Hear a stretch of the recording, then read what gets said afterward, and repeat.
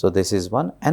ಇನ್ನೊಂದು, ಯಾರಿಗಾದರೂ ಅಸೆಟ್ಸ್ ಇಲ್ಲಪ್ಪ, ಮಾರೋದಕ್ಕೆ ಜಮೀನಿಲ್ಲ, ಮನೆ ಇಲ್ಲ, ಅಥವಾ ಆಸ್ತಿ ಇಲ್ಲ, ಬಂಗಾರ ಇಲ್ಲ, ಅವ್ರೇನು ಮಾಡಬೇಕು? There is no other option but work and clear it off. ಹೇಗೆ ದುಡಿಬೇಕು? ನಾವು 8 ಅವರ್ ದುಡಿತಿರ್ತೀವಿ ಅಂದ್ಕೊಳ್ಳಿ, ಇಲ್ಲ 10 ಅವರ್ ದುಡಿತಿರ್ತೀವಿ ಅಂದ್ಕೊಳ್ಳಿ, ಇನ್ನೂ ಹೆಚ್ಚು ದುಡಿಬೇಕು. ಅಷ್ಟೇ ಅಲ್ಲ, ನಾವು ವಿವೇಕದಿಂದ ದುಡಿಬೇಕು. ಎಲ್ಲಿ ದುಡ್ಡು ಹೆಚ್ಚಿದೆ ಅಂದರೆ ಕ್ವಾಂಟಮಲ್ಲಿ ದುಡ್ಡು ಹೆಚ್ಚಿದೆ. ಕ್ವಾಂಟಮ್ ಅಂತಂದರೆ ಏನು? It's a very big subject, it's a ocean. ಅದಕ್ಕೆ ನಾನು ಯಾವತ್ತೂ ಹೇಳೋದು, ಯಾರ್ಯಾರು ಕೆಲಸ ಮಾಡ್ತಿದ್ದೀರೋ ರೆಸಿಗ್ನೇಷನ್ ಬರೀಬೇಕು. ಬಿಕಾಸ್ ಕೆಲಸ ಮಾಡ್ತಿದ್ರೆ ನಾವು ಕೂಲಿ ಹೆಚ್ಚು ಕಡಿಮೆ ಬರ್ಬೋದೇ ಹೊರತು ಅದು ನಮ್ಮ ಲೈಫ್ನ ಫಾರ್ಚೂನ್ನ ಬಿಲ್ಡ್ ಮಾಡಲಿಕ್ಕೆ ಆಗೋದಿಲ್ಲ.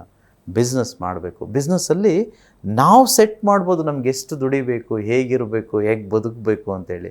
ಕೆಲಸದಲ್ಲಿ ಅವ್ರು ಫಿಕ್ಸ್ ಮಾಡ್ತಾರಲ್ವ, ತಿಂಗಳಿಗಿಷ್ಟು ಅಂತ ಕೂಲಿ.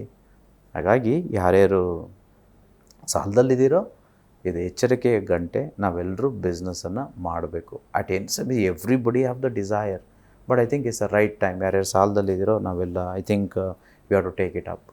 ಸೊ ಇದು there is so much, as I side, I mean lots there. So ವರ್ಕ್ಶಾಪಲ್ಲಿ ನಾವು ತುಂಬ ಕಲಿಯೋಣ. ಬಿಕಾಸ್ ನಾನು ಇದ್ರ ಬಗ್ಗೆ I think I can speak for a week or so. There is so much. So ಹಾಗಾಗಿ ಕಲಿಯೋಣ. ಓಕೆ, ಇನ್ನೊಂದು ವಿಶ್ವದ ಟೆಕ್ನಿಕ್ ಅಥವಾ ಮಂತ್ರದ ಶಕ್ತಿಯಿಂದ ಹೇಗೆ ನಾವು ಸಾಲವನ್ನು ತೀರಿಸೋದು ಅದೂ ಇದೆ. ಅದನ್ನು ನಾನು ನಿಮಗೆ ತಿಳಿಸ್ಕೊಡ್ತೇನೆ. ಎಸ್ ಸರ್, ಅದೊಂದು ತಿಳಿಸ್ಕೊಡಿ. ಅಂದ್ರೆ ವಿಶ್ವಕ್ರಿಯೆ ತಂತ್ರಗಳೇನಾದ್ರೂ ಇದೆಯಾ ಅನ್ನೋದ್ರ ಕುರಿತಾಗಿ. ಯಾಕಂದ್ರೆ ಜನಕ್ಕೂ ಕೂಡ, ಸಾಕಷ್ಟು ಜನಕ್ಕೆ ಇದು ಗೊತ್ತಿರೋದಿಲ್ಲ. ಸೊ ಏನಿದು ಅನ್ನೋ ಪ್ರಶ್ನೆ ನನಗೂ ಇದೆ. ಸೊ ಏನು ಹೇಳ್ತೀರಾ? ಖಂಡಿತ madam. So you take a yellow paper. ಪ್ರತಿ ರಾತ್ರಿ ಮಲಗೋದಕ್ಕಿಂತ ಮುಂಚೆ ಯಾರ್ಯಾರು ಸಾಲ ಮಾಡಿದ್ದೀರೋ ಅವರೆಲ್ಲರೂ ಒಂದು ಯೆಲ್ಲೋ ಪೇಪರ್ ತೆಗೆದುಕೊಳ್ಳಿ. ಕಾಣಿಸ್ತಿದೆ ಅಂತ ಭಾವಿಸ್ತೇನೆ. ಸೊ ಯೆಲ್ಲೋ ಪೇಪರಲ್ಲಿ ನೀವು ಬ್ಲ್ಯಾಕ್ ಪೆನ್ ತೆಗೆದುಕೊಂಡು ನಿಮ್ಮ ಸಾಲಗಳನ್ನ ಪಟ್ಟಿ ಮಾಡಬೇಕು. ಸೊ ಯೆಲ್ಲೋ ಪೇಪರು, ಬ್ಲ್ಯಾಕ್ ಪೆನ್ನಲ್ಲಿ ಸಾಲಗಳನ್ನೆಲ್ಲ ಪಟ್ಟಿ ಮಾಡಬೇಕು. ಸಪೋಸ್ ಒಂದು ಎಕ್ಸಾಂಪಲ್ಗೆ HDFC ಕ್ರೆಡಿಟ್ ಕಾರ್ಡ್ 50,000 ಇದೆ, ಗೋಲ್ಡ್ ಲೋನ್ 1 ಲಕ್ಷ ಇದೆ, ಹೋಮ್ ಲೋನ್ 5 ಲಕ್ಷ ಇದೆ, ಪ್ರಕಾಶ್ ಅನ್ನೋವ್ರಿಗೆ 6 ಲಕ್ಷ ಕೊಡಬೇಕು, ಶ್ವೇತಾ ಅನ್ನೋವ್ರಿಗೆ 7 ಲಕ್ಷ ಕೊಡಬೇಕು ಅನ್ನೋ ರೀತಿ ಎಲ್ಲವನ್ನು ಪಟ್ಟಿ ಮಾಡಬೇಕು. ಪಟ್ಟಿ ಮಾಡಿ ಅದನ್ನೆಲ್ಲ ಟೋಟಲ್ ಮಾಡಿ. ಓಕೆ, ಇದು 2ನೇದು. 3ನೇದು, ರೆಡ್ ಪೆನ್ ತೆಗೆದುಕೊಳ್ಳಿ. ರೆಡ್ ಇಂಕ್ ಪೆನ್ ತೆಗೆದುಕೊಂಡು ಒಂದೊಂದೇ ಸಾಲಕ್ಕೆ ಈ ಮಂತ್ರ ಅಂದರೆ ಇಟ್ಸ್ ಅನ್ ಅಫರ್ಮೇಷನ್. ನಾವು ಏನೆಲ್ಲ ಮಾತಾಡ್ತೀವಲ್ವ ಅದೆಲ್ಲ ಮಂತ್ರಗಳೇ. ಸ್ಯಾನ್ಸ್ಕ್ರಿಟ್ಟು ಆಗಿನ ಕಾಲದಲ್ಲಿ ಮಾತಾಡ್ತಾ ಇರ್ತಕ್ಕಂಥ, ಈಗ ಕನ್ನಡ ಮಾತಾಡ್ತೀವಿ, ಇಂಗ್ಲೀಷ್ ಮಾತಾಡ್ತೀವಿ, ಆ ಕಾಲದಲ್ಲಿ ಸ್ಯಾನ್ಸ್ಕ್ರಿಟ್ಟು. ಅದಕ್ಕೆ ಕೆಲವೆಲ್ಲ ಸ್ಯಾನ್ಸ್ಕ್ರಿಟಲ್ಲಿರೋ ಕಾರಣ ಅದು ಮಂತ್ರ. ಬೇರೆ ಲ್ಯಾಂಗ್ವೇಜಲ್ಲಿದ್ದರೆ ಮಂತ್ರ ಅಲ್ಲ ಅಂತಂತಲ್ಲ.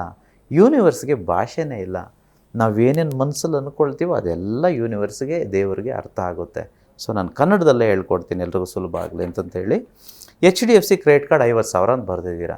ಇದನ್ನು ರೆಡ್ಡಿಂಕಲ್ಲಿ ಹೊಡಿತಾ ಹೇಳಬೇಕು, HDFC ಕ್ರೆಡಿಟ್ ಕಾರ್ಡ್ಗೆ ಕೊಡಬೇಕಾಗಿರುವ 50,000 ರೂಪಾಯಿ ಹಣವನ್ನು ಆಗಸ್ಟ್ 15, 2024 ಒಳಗೆ ಸಂಪೂರ್ಣವಾಗಿ ಹಿಂತಿರುಗಿಸಿದ್ದಕ್ಕೆ ವಿಶ್ವಕ್ಕೆ ಕೃತಜ್ಞತೆಗಳು ಅಂತ ಹೊಡಿಬೇಕು. ಈಗ ಆಗಸ್ಟ್ 15, 2024 ಅಂತಂತ ಹೇಳಿದೆ. ನಿಮಗೆ ಡೇಟ್ ಹೇಗೆ ಗೊತ್ತಾಗುತ್ತೆ? ನಿಮ್ಮ ಸಾಲ ತೀರಿಸೋ ಡೇಟು ನಿಮಗೆ ಗೊತ್ತಾಗುತ್ತೆ. ಜಿ ಕನ್ನಡ ನ್ಯೂಸ್ ಈಗ ನಿಮ್ಮ ಮನೆಯಲ್ಲೇ ನೋಡಿ. ಎಲ್ಲ ಕೇಬಲ್ಗಳಲ್ಲಿ ಈಗ ಲಭ್ಯ.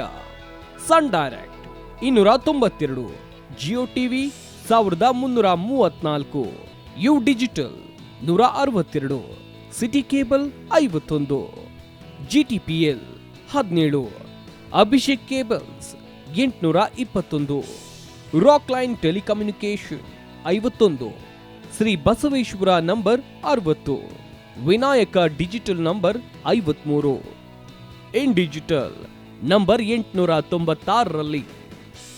ನಿಮ್ಮಿಸ್ತದ ಜಿ ಕನ್ನಡ ನ್ಯೂಸ್ ನೋಡಿ ಆನಂದಿಸಿ.